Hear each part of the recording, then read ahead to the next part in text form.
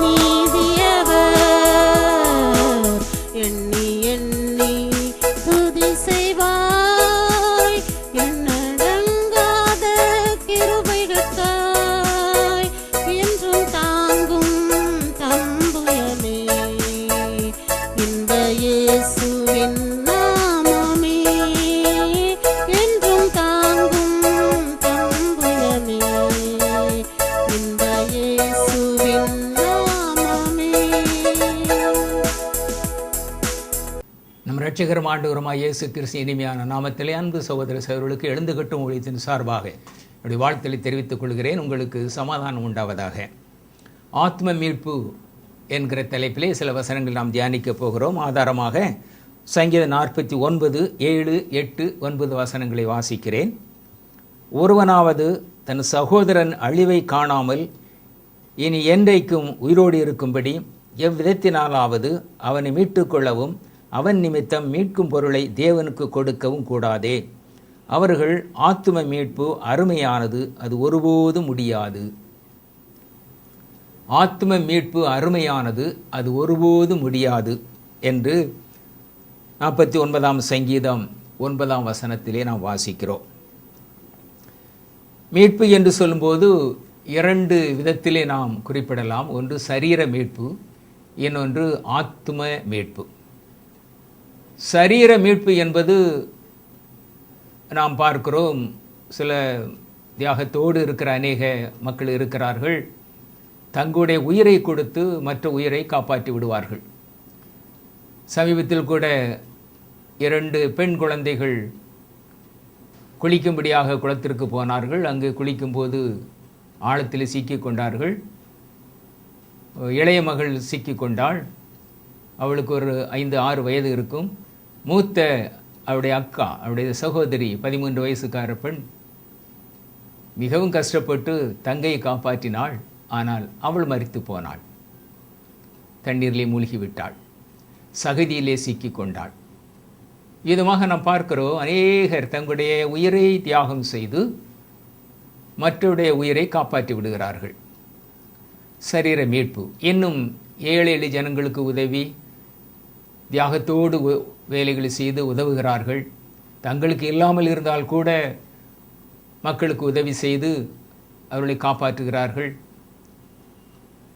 எல்லா உதவியும் செய்கிறார்கள்.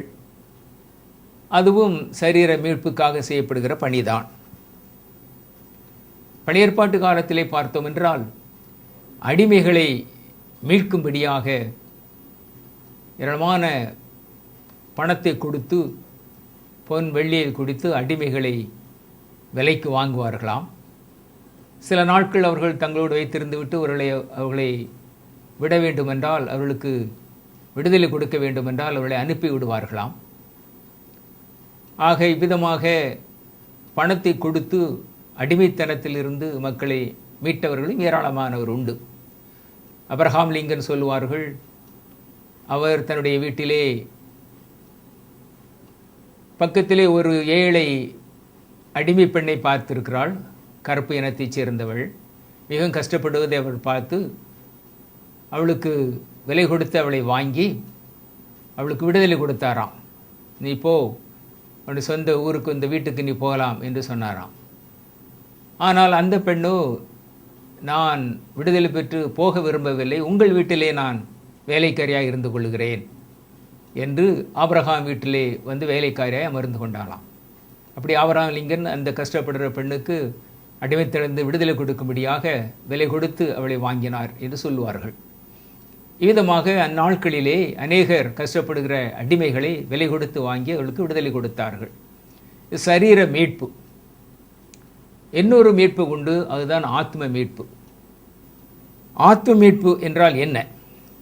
மனிதர்கள், எந்த மனிதனும் தன்னுடைய ஆத்மாவை தானே மற்றொருடைய ஆத்மாவையோ ஒருபோதும் மீட்டுக்கொள்ள முடியாது. ஆகவே தான் ஆத்ம மீட்பு மிக அருமையானது என்று வேதம் சொல்லுகிறது. மத்தேயு 16:26 வாசித்தோம் என்றால், மனுஷன் உலகம் முழுவதும் ஆதாயப்படுத்தி கொண்டாலும் ஜீவனை நஷ்டப்படுத்தினால் அவனுக்கு என்ன லாபம்? மனிதர்கள் இந்த உலகம் முழுவதும் ஆதாயப்படுத்தி கொள்ளலாம். மிகப்பெரிய செல்வந்தர்கள் உண்டு, விலை கொடுத்து வாங்கி ஏராளமான நிலங்கள், வீடுகள், சொத்துக்களை சேர்த்து ஏராளமான பணத்தை சம்பாதித்து எல்லாவற்றையும் அவர்கள் ஆதாயப்படுத்தி கொள்ளலாம், சேர்த்து கொள்ளலாம். ஆனால் தன்னுடைய சொந்த ஜீவனை, சொந்த ஆத்துமாவை ரட்சிக்க அவனாலே கூடாது. தன் ஜீவனை அவன் நஷ்டப்படுத்தினால் அவனுக்கு என்ன லாபம்? ஆகவே எந்த மனிதனும் தன்னைத்தானே, தன்னுடைய ஆத்துமாவை அல்லது மற்றொருடைய ஆத்துமாவை ஒருபோதும் எந்த மனிதனும் ஆதாயப்படுத்திக் கொள்ளவே முடியாது. ஆத்துமா அழிவில்லாதது என்று நமக்கு தெரியும். இந்த உலகத்திலே 3 விஷயங்களை நாம் சொல்ல வேண்டும், அழிவில்லாதது. ஒன்று தேவாதி தேவன், அடுத்தது தேவனுடைய வார்த்தை, மூன்றாவது நம்முடைய ஆத்துமாக்கள். இந்த உலகம் அழிந்து போனாலும் கர்த்தருடைய வார்த்தை ஒருபோதும் அழியாது என்று வேதமே நமக்கு சொல்கிறது. மனிதனுடைய ஆத்துமாவும் அழிந்து போவதே இல்லை. தேவாதி தேவனும் என்றென்றும் இருக்கிறவர்.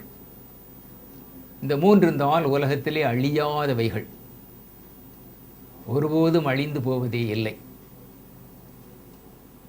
ஆகவேதான் மனிதன் தன்னுடைய ஆத்துமா நித்திய நித்தியமாய் வாழ வேண்டும். எங்கே வாழ வேண்டும்? பரலோகத்திலே வாழ வேண்டும், பரலோகத்திலே இருக்க வேண்டும் தன்னுடைய ஆத்துமா என்று ஒவ்வொரு மனிதனும் விரும்ப வேண்டும். ஒருவேளை மனிதன் மரித்து போனால் என்ன நடக்கிறது நமக்கு நன்றாக தெரியும். ஒரு மனிதன் மரிக்கும்போது அவருடைய சரீரம் இந்த பூமியிலே மண்ணோடு மண்ணாய் கலந்து விடுகிறது. அவருடைய ஆவி அதை கொடுத்த தேவாதி தேவனிடத்தில் போய்விடுகிறது. அவருடைய ஆத்துமா அவன் இயேசு கிறிஸ்துவை இரட்சகராய் அறிந்து ஏற்றுக்கொண்டு மனம் திரும்பி ஒரு விசுவாச வாழ்க்கை வாழ்ந்து கர்த்தருக்குள் மரித்தால் அவருடைய ஆத்துமா பரதேசிக்கு போய்விடுகிறது. துன்மார்க்கமாய் வாழ்ந்து தேவனை புறக்கணித்து மனம் போல வாழ்ந்து மரித்தால் அவருடைய ஆத்துமா பாதாளத்துக்கு போய்விடுகிறது. இப்பொழுது அதுதான் நடந்து கொண்டு இருக்கிறது. இயேசு கிறிஸ்து உயிர்த்தெழுந்த பிறகு மரிக்கவுடைய நிலை அதுதான். இந்த ஆத்துமா ஒருபோதும் சாவதே கிடையாது, அதற்கு முடிவே கிடையாது. ஒன்று மனுடைய ஆத்துமா நிரந்தரமாய் பரலோகத்திலே இருக்க வேண்டும், தேவாதி தேவனோடு இருக்க வேண்டும். இல்லை என்றால் பாதாளத்திலே நித்திய அக்கினியிலே இருக்க வேண்டும். இந்த இரண்டே இடம்தான். ஆக மனுடைய ஆத்மாவுக்கு அழிவே கிடையாது. நம்முடைய ஆத்மாவையும் பிறர் ஒருபோதும் மீட்க முடியாது. 1 பேதுரு 1:18-19 வாசித்தோம் என்றால், நீங்கள் அனுசரித்து வந்த வீணான நடக்கை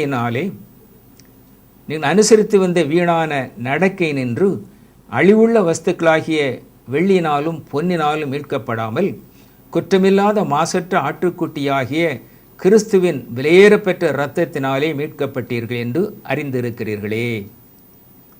நம்முடைய ஆத்மா விலையேறப்பெற்ற இயேசு கிறிஸ்து இரத்தத்தினாலே மட்டுமே மீட்கப்பட முடியும். இயேசு கிறிஸ்து இரத்தம் சகல பாவங்களையும் கழுவி நம்மை சுத்திகரிக்கும். பாவத்தை அறிக்கை செய்து விட்டுவிட்டால் எல்லா அநியாயத்தை நீக்கி நம்மை சுத்திகரிக்கிற ஒரு உண்மையும் நீதியுள்ளவருமாய் இருக்கிறார். நீதியுள்ள அவர் சுத்திகரிக்கப்பட்ட நமது ஆத்துமாவை என்றென்றும் நித்தியமாய் அவரோடு கூட வைத்துக் கொள்ளும்படியாக விரும்புகிறார். ஆகவே மீட்கப்பட்ட இந்த ஆத்துமாக்கள் தான் பரலோகத்திலே தேவாதி தேவனோடு கூட இருக்க முடியும். ஆகவே ஆத்தும மீட்பு மிக மிக அருமையானது என்று வேதம் நமக்கு சொல்கிறது. ஏனென்றால் இது ஒருபோதும் மற்ற மனிதர்களால் இந்த ஆத்ம மீட்பு கிடைக்கவே கிடைக்காது. ஒரு மனிதனும் தன்னுடைய சுயத்தினால் தன் ஆத்மாவை மீட்டுக்கொள்ள முடியாது. சுய முயற்சியினாலே, சுய கட்டுப்பாட்டினாலே, சுய நீதியினாலே, நற்கிரியையினாலே, தன்னுடைய பரிசுத்த வாழ்க்கையினாலே ஒரு மனிதனும் தன்னுடைய ஆத்துமாவை மீட்க முடியாது. ஆத்துமாவை மீட்கிற ஒரே ஒருவர் உண்டு, அவர்தான் நமது இரட்சகராகிய இயேசு கிறிஸ்து.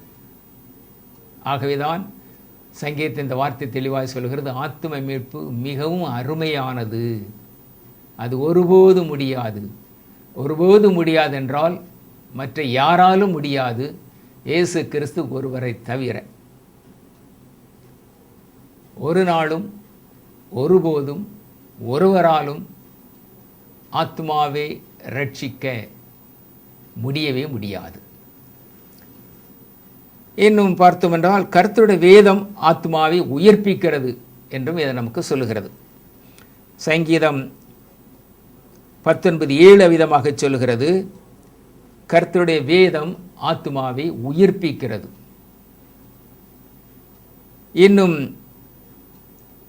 யோவான் 5:39 சொல்கிறது, வேத வாக்கியங்களை ஆராய்ந்து பாருங்கள், அவைகளால் உங்களுக்கு நித்திய ஜீவன் உண்டென்று எண்ணுகிறீர்களே. வேத வசனங்கள் தான் நமக்கு நித்திய ஜீவனை தர முடியும். ஆவி ஜீவனுள்ள வார்த்தைகள் அவைகள். ஆவியும் ஜீவனும் உண்டு அந்த வார்த்தையிலே, அந்த வசனங்களிலே. அவைகள் நமக்கு நித்திய ஜீவனை தர முடியும் என்று இந்த வார்த்தை நமக்கு அழகாய் சொல்கிறது. யாக்கோபு 1:21 வாசித்தோம் என்றால், நீங்கள் எல்லாவித அழுக்கையும் கொடிய துர்க்குணத்தையும் ஒழித்துவிட்டு உங்கள் உள்ளத்தில் நாட்டப்பட்டதாயும் உங்கள் ஆத்துமாக்களை ரட்சிக்க வல்லமை உள்ளதாயும் இருக்கிற வசனத்தை சாந்தமாய் ஏற்றுக்கொள்ளுங்கள். இங்கு நாம் பார்க்கிறோம், உங்கள் ஆத்துமாக்களை ரட்சிக்க வல்லமை உள்ளதாய் இருக்கிற வசனத்தை சாந்தமாய் ஏற்றுக்கொள்ளுங்கள். வேத வசனத்திற்கு அப்படியே செவி சாய்க்கும் போது, அப்படியே இருதயத்தில் ஏற்றுக்கொள்ளும் போது, அப்படியே நான் வாழ வேண்டும் என்று தீர்மானிக்கும் போது, நம்முடைய ஆத்துமா ரட்சிக்க, நம்முடைய ஆத்துமாவை அது ரட்சிக்கிறது. வேத வசனங்கள் நம்முடைய ஆத்துமாவை ரட்சித்துக் கொள்ளுகிறது. பாருங்கள், நாம் வேதத்தில் வாசிக்கிறோம், லூக்கா 19ஆம் அதிகாரத்திலே சகேயு என்கிற மிகப்பெரிய ஆயக்காரன் ஒருவன், செல்வந்தன் ஒருவன் இருந்தான். அவன் இயேசு கிறிஸ்துவை குறித்து கேள்விப்பட்டு இருக்கிறான். ஆகவே அவரை பார்க்க வேண்டும் என்று மிகுந்த வாஞ்சி அவனுக்கு. பல நாட்களாய் ஒரே எதிர்பார்த்து காத்து கொண்டு இருக்கலாம். ஒரு நாளிலே இயேசு கிறிஸ்து அவன் வாழ்ந்து கொண்டிருந்த எரிகோ பட்டணத்திற்கு வருகிறார் என்று கேள்விப்பட்டான். வருவதை பார்த்தான், தூரத்திலே அவர் வருவதை பார்த்தான். ஏராளமான ஜன கூட்டம் அவரை சூழ்ந்து வருகிறது.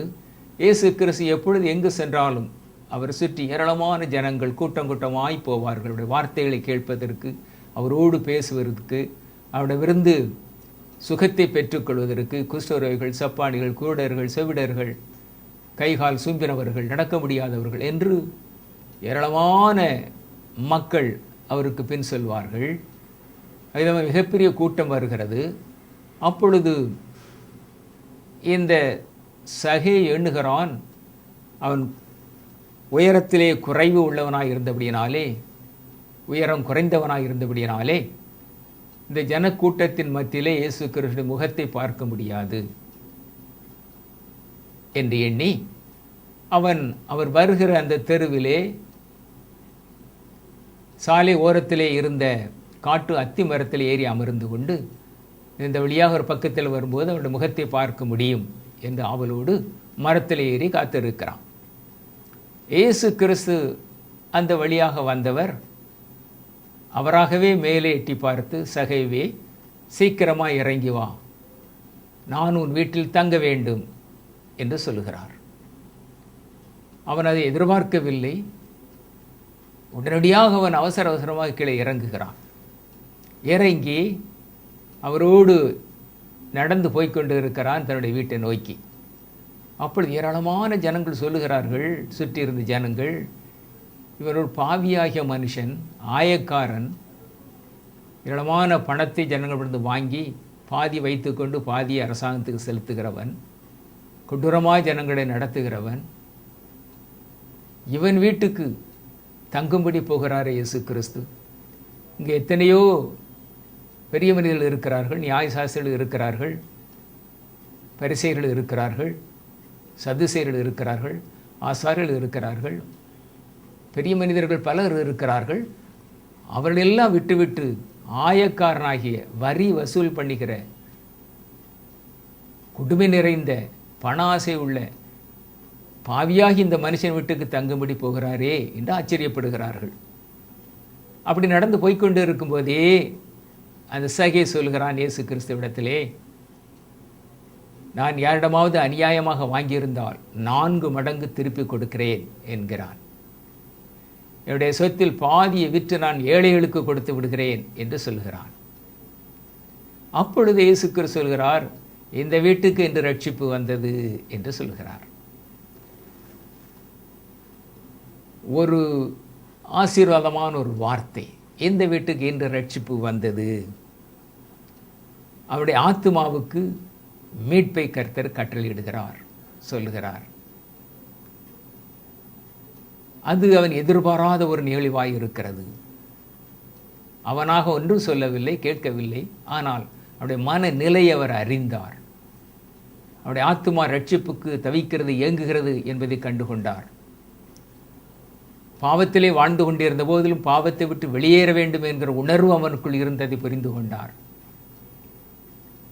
நான் பாவியாகிய மனுஷன் என்ற தனக்குள்ளே அவன் எண்ணிக்கொண்டிருந்தான். ஒருவேளை உலக பிரகாரமாக அதை விட முடியாத நிலை இருந்த போதும் இயேசு கிறிஸ்துவின் முகத்தை பார்த்தபோது அதிலிருந்து விடுதலை பெற்றுக்கொள்ள அவனால் முடிந்தது. இந்த வீட்டுக்கு இன்று ரட்சிப்பு வந்தது என்று சொன்னார். அவருடைய ஆத்துமாவை அவர் மீட்டு கொண்டார். அதனுடைய மிகப்பெரிய வாஞ்சியினாலே நடைபெற்றது. ஆத்தும மீட்புக்காக நாம் எதையும் தேவனுக்கு கொடுக்க முடியாது. நம்முடைய ஆத்துமா மீட்கப்படுவதற்கு எதையும் பதிலாக கொடுக்கவே முடியாது. அந்த நாட்களிலே பணத்தை கொடுத்து பாவ மன்னிப்பை பெற்றுக்கொண்டோம் என்று சொன்னவர்கள் உண்டு.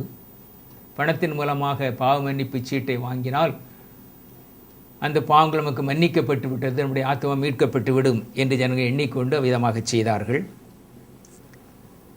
ஆனால் ஆத்தும மீட்பு மிக அருமையானது.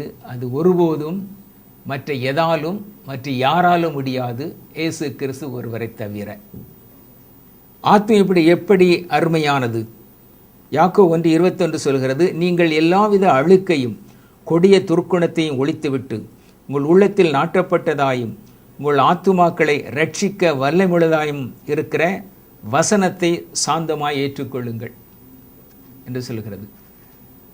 ஆக ஆத்துமா வசனத்தின் மூலமாக, வசனத்தை நாம் ஏற்றுக்கொள்வதன் மூலமாக ரட்சிக்கப்படுகிறது. வசனத்தை கேட்கிறவர் ஏராளம், ஆனால் வசனத்தை ஏற்றுக்கொள்கிறவர்கள் மிக சொற்பம். இயேசு கிறிஸ்து உபதேசத்தையும் கூட ஏராளமான ஜனங்களுடைய உபதேசத்தை கேட்டார்கள். அநேகர் அவர்களை குற்றம் கண்டுபிடிக்க முயற்சி செய்தார்கள். அநேகர் இவன் தன்னை கடவுளாக காட்டுகிறான், தேவனுடைய குமாரன் என்று தன்னைத்தானே சொல்லிக் கொள்கிறான் என்று சொன்னார்கள். ஒரு சிலர் மட்டும் வசனத்தை கேட்டு அதை நம்பி விசுவாசித்து அவர்கள் மனம் திரும்பினார்கள், ரட்சிக்கப்பட்டார்கள், அவருடைய ஆத்துமா மீட்கப்பட்டது. மனிதர்கள் பலவிதமான சாதனைகளை செய்யலாம். மிகப்பெரிய சாதனையாளர்கள் உண்டு.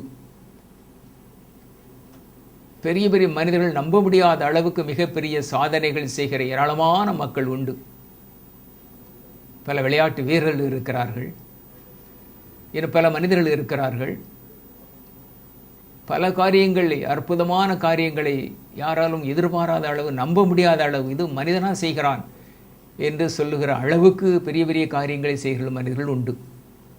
ஆனால் அப்படிப்பட்ட மனிதனால் கூட தன்னுடைய ஆத்துமாவை ஒருபோதும் அவனால் ரட்சித்து கொள்ள முடியாது, மீட்டுக்கொள்ள முடியவே முடியாது.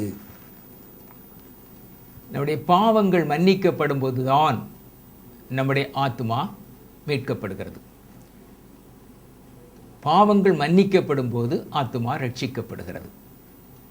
பாவத்தை யார் மன்னிக்க முடியும் என்றால் ஒரே ஒருவர், நம் இரட்சகராகிய ஆண்டவராய் இயேசு கிறிஸ்து ஒருவரே. மற்ற யாராலும் ஒருவருடைய பாவத்தையும் மன்னிக்கவே முடியாது. பாவத்தை மன்னிக்கிறதற்கு அதிகாரம் பெற்றவர் இயேசு கிறிஸ்து ஒருவரே. நாம் ஒருவேளை சிலருடைய பாவங்களை, தவறுகளை மன்னிக்கலாம். ஆனாலும் அவருடைய ஆத்துமாவை மீட்டுக்கொள்ள நம்மளால் முடியாது. மனிதர்கள் மன்னிக்கலாம், மன்னியுங்கள் என்று இயேசு கிறிஸ்து சொல்லி இருக்கிறார். ஒரு தடவையில் 7 தடவை மன்னியுங்கள் என்று சொல்லி இருக்கிறார். அது நமக்கு விரோதமாக மற்ற ஜனங்கள் தவறுகள் செய்யும்போது குற்றங்களை செய்யும்போது, நமக்கு தீங்கிழைக்கும் போது எல்லோரும் நாம் மன்னிக்க வேண்டும். அப்படித்தான் வேதம் சொல்லுகிறது. மன்னித்து விடுகிறோம். ஆனாலும் அவருடைய ஆத்துமாவுக்கு மீட்பை கொடுக்க, மன்னிப்பை கொடுக்க நம்மால் முடியாது. அது இயேசு கிறிஸ்து தான் கொடுக்க முடியும். ஆகவே எந்த மனிதனும் எந்த ஒரு மனிதனுடைய ஆத்மாவையும் மீட்டுக்கொள்ளவே முடியாது, ரட்சிக்கவே முடியாது. ஏனென்றால் லூக்கா 19:10 சொல்கிறது, இழந்து போனதை தேடும் ரட்சிக்கமே மனுஷகுமாரன் வந்திருக்கிறார் என்று. எதை மனிதன் இழந்து போனான் என்றால், நித்திய ஜீவனை தன்னுடைய பாவத்தினால் இழந்து போனான். அந்த நித்திய ஜீவனை சுதந்திரித்துக் கொள்வதற்கு பாவம் மன்னிக்கப்பட வேண்டும். அந்த பாவத்தை மன்னிக்கிற இயேசு கிறிஸ்து ஒருவரே. பாவம் மன்னிக்கப்படும் போது ஆத்மா நித்திய ஜீவனுக்கு தகுதியை பெற்றுக்கொள்கிறது. ஆகவே ஆத்மா மீட்கப்படுவது இயேசு கிறிஸ்துவின் ஒரே ஒரு செயலாய் இருக்கிறது.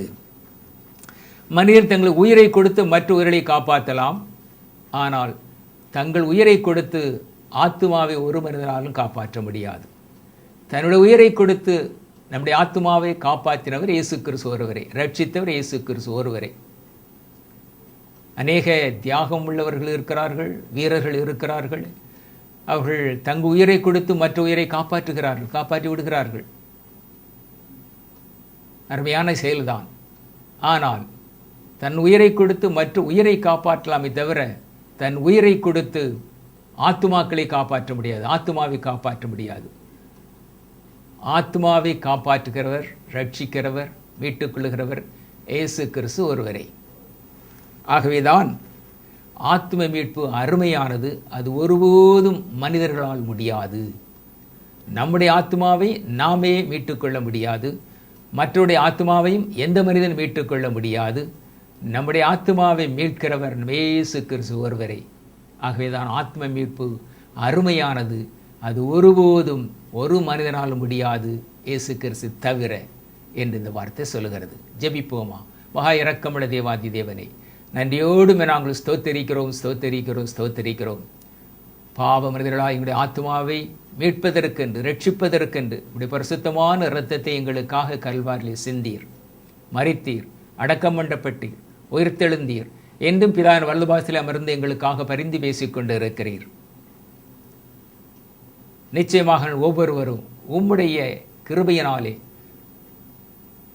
உம்முடைய இரக்கத்தினாலே, உம்முடைய அன்பினாலே நீர் எங்களுடைய ஆத்துமாக்களை மீட்டுக் கொண்டு இருக்கிறீர் என்பதை நம்பி விசுவாசித்து பரலோக பாக்கியத்தினராய் நாங்கள் வாழ கிருபையாய் இறங்கி இந்த வார்த்தை கேட்ட வந்து பிள்ளைகளுக்கு நீ உதவி செய்வீராக. நன்றியோடு ஸ்தோத்தரிக்கிறேன் கர்த்தாவே. இந்த வார்த்தையில் ஒருபோதும் வெறுமனே திரும்புவதில்லை. அவைகள் நீர் விரும்புகிற செய்து அனுப்பிய விதமாக வாய்க்கும். ஆத்ம மீட்பு அருமையானது. அது ஒருபோதும் மற்ற மனிதர்களால் முடியாது. தன்னுடைய மனிதனுடைய சுயத்தினாலும் தன்னுடைய ஆத்மாவை ரட்சித்துக் கொள்ள முடியாது. ஆத்ம ரட்சிப்பு கர்த்தருடையது. ஆத்ம மீட்பு கர்த்தருடையது. நன்றி செலுத்துகிறோம், ஸ்தோத்தரிக்கிறோம் கர்த்தாவே. வார்த்தை கேட்ட ஒவ்வொரு ஜனங்களையும் கிருபையா இறங்கி நீர் ரட்சித்துக் கொள்வீராக, ஆத்மாவை மீட்டுக் கொள்வீராக. நன்றியோடு உமக்கு ஸ்தோத்திரம் செலுத்துகிறேன். அதோடு கர்த்தாவே, உலகத்தை ஆட்டி படைத்துக் கொண்டு இருக்கிற இந்த பயங்கரமான கரோனா விஷக்கிருமிகளை உலகத்தை விட்டே நீ அப்புறப்படுத்தி பாதாளத்துக்கு போய் என்று கட்டளையிடுவீராக. உம்மால் மட்டும் கூடும் கர்த்தாவே. இந்த மிகப்பெரிய அழிவிலிருந்து கிருபையாய் இறங்கி வந்து மக்களை பாதுகாத்துக் கொள்ளும். இந்த வியாதியஸ்தர்களுக்கு உதவுகிற டாக்டர்கள், நர்ஸுகள், துப்புரவு பணியாளர்கள், மருத்துவ பணியில் இருக்கிற எல்லா மக்களையும் கிருபையாய் இறங்கி நீ பாதுகாத்து பராமரித்துக் கொள்வீராக. வியாதியால் பாதிக்கப்பட்டு ஆஸ்பத்திரியில் ட்ரீட்மெண்ட் பெற்றுக்கொண்டுகிற மக்களுக்கு கிருபையாய் இறங்கி சுகத்தினர் கிருபையாய் கட்டளிடுவீராக. உம்மால் கூட ராஜாவே. நன்றியோடு ஸ்தோத்தரிக்கிறேன், ஸ்தோத்தரிக்கிறேன். இயேசு கிறிஸ்து நாமத்தில் ஜெபிக்கிறேன் நல்ல பிதாவே, ஆமேன். கர்த்தர் உங்களை ஆசீர்வதிப்பாராக.